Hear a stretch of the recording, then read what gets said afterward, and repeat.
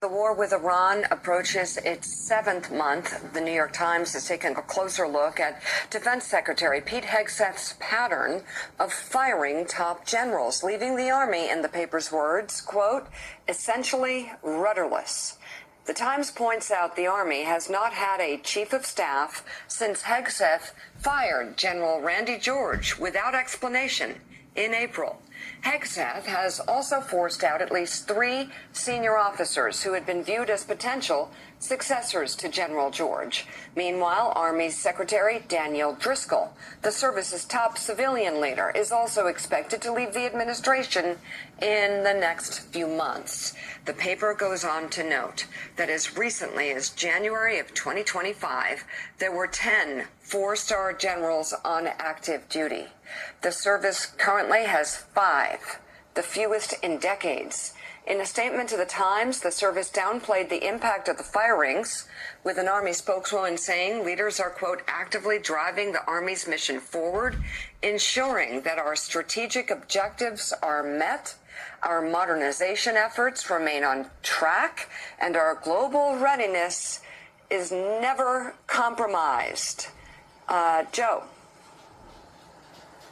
He's a joke, and not only is he a joke, he's a dangerous joke. There are many jokes that have been appointed in this administration, and they're such jokes that they're not causing damage to America's national security or to institutions that Western democracy based upon.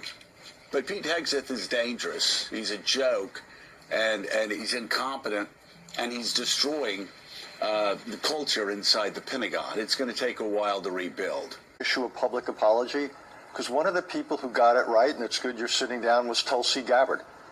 Everything she said, according to the Wall Street Journal story, was spot on. You mentioned the strait was going to be closed.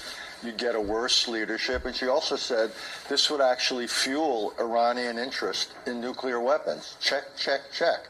That's what the intelligence community's meant to do, speak truth to power. She did it. General Kane turns out to be something of a disappointment here, because at least the way the story had it, because he was, I think, promising more than he could deliver. And yeah, Pete Hegseth comes off as a reckless cheerleader. And it's the combination of the war story and now today's story about how he's basically wrecking one of the institutions, the U.S. Army, which over the last couple of decades wins most improved.